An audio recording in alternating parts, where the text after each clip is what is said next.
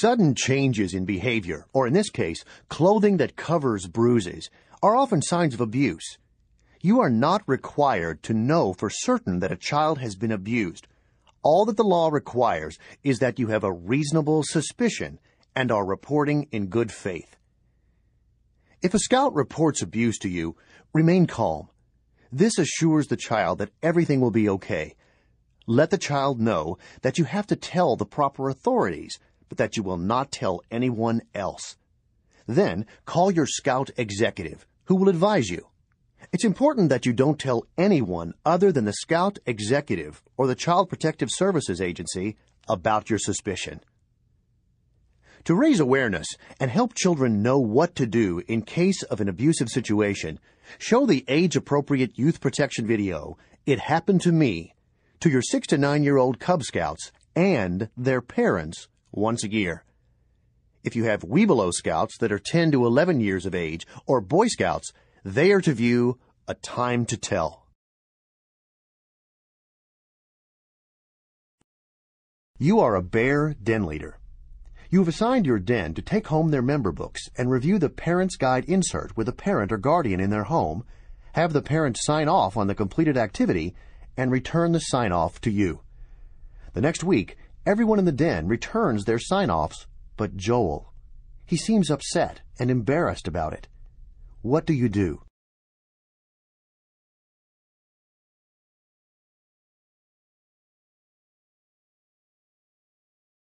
When you try to talk to Joel, he refuses to discuss it.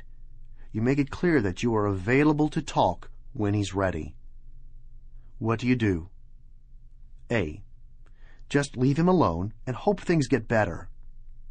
B. Call his parents. C. Call your scout executive. The scout executive reported the situation to the authorities, who investigated the situation and discovered that there didn't seem to be any signs of abuse, but found out that Joel's parents have recently immigrated from Cuba and have not yet mastered English. He asks that you provide them with Spanish-language materials. Joel and his mother were very happy to get the materials in Spanish, and Joel becomes a much more involved Cub Scout from then on. Parent's Guide Summary. A parent or guardian's signature validating the joint reading of How to Protect Your Children from Child Abuse, a Parent's Guide, with a Scout, is a requirement for the Bobcat badge initially. But many boys join the program in later grades. The requirement to review the material with a parent or guardian is the same for both Cub Scouting and Boy Scouting. The activity allows for shared communication about the difficult subject of child abuse with excellent information for both parents and children to know and share. This scenario provides an excellent example of how children can be anxious for a variety of reasons. In this case, the reasons were cultural and not as a result of child abuse. The BSA's material regarding youth protection for all levels of the program's participants is available in both English and Spanish. You're a parent on a campout. You are also the only youth protection-trained adult. Everyone is camping on the buddy system. You bunk in for the night in your tent. The next morning, you find out one of the scouts ended up sleeping in the same tent as your assistant scoutmaster, a former member of the troop who just recently turned 18. What should you do? Tell the assistant scoutmaster that this is against BSA policy, that it never should have happened, and that it can't happen again. He is now considered an adult in the program. He cannot sleep in a tent with a scout who is not his own son. Well, mistakes happen. Do nothing. The assistant scoutmaster tells you that there was a shortage of tents. He solved the situation the best way he knew. There was a scout without a buddy, and he let the scout sleep in his tent. After all, he'd slept in the same tent with the boy before he was an assistant scoutmaster. The new assistant scoutmaster explains that nothing happened, except that they had an argument over a girl they both knew. An hour later, the scout who slept in his tent comes to you with an abuse allegation concerning the assistant scoutmaster. What should you do? A. You don't believe the allegation and do nothing. B. Call your scout executive, report the allegation, and explain why you question the truthfulness of the situation. The scout executive then calls the authorities. During the investigation, the scout got caught up in his own lie, and the charges were dismissed. The assistant scoutmaster is upset that you called the executive, even though he told you that nothing happened. However, you did the right thing.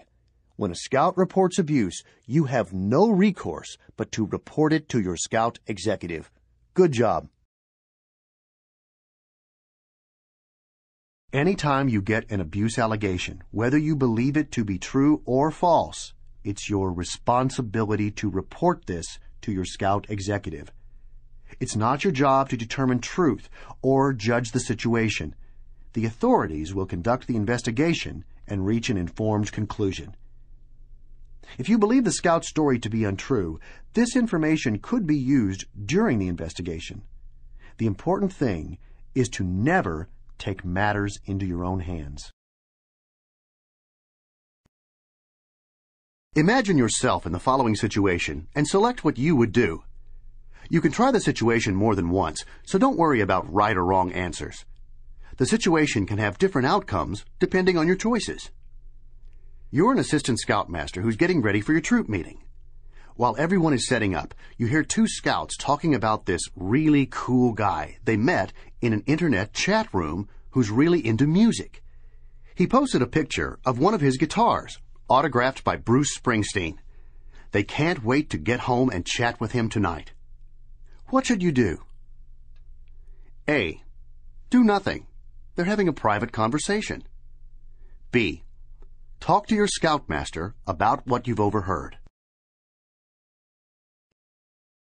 You and the scoutmaster do some research on internet safety and decide to bring in a local detective to speak to your troop at next week's meeting. He does a great job. One of the two scouts you overheard asks a lot of questions. As the boys are getting ready to leave, you hear the other scout say, "He's talking about weirdos, not our friend." What should you do? A. Talk to the scouts yourself.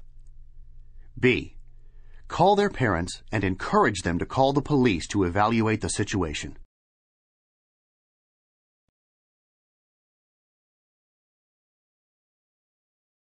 The parents were very glad you called. After talking to their sons, they did call the police, who searched the boys' computers and identified the chat room friend as a man on parole for child molestation. An undercover police officer attends the Saturday meeting as Jerry. The cyber friend shows up with no guitar, but has a trunk full of child pornography, a camera, and duct tape. The police are able to make the arrest, and Jerry remains unharmed. Good job. Your involvement not only increased parental awareness of the hazards of the Internet, but protected any number of youth from a potentially harmful situation.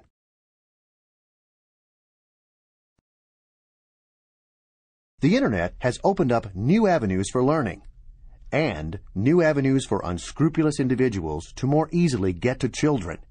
Keep your troops safe. Show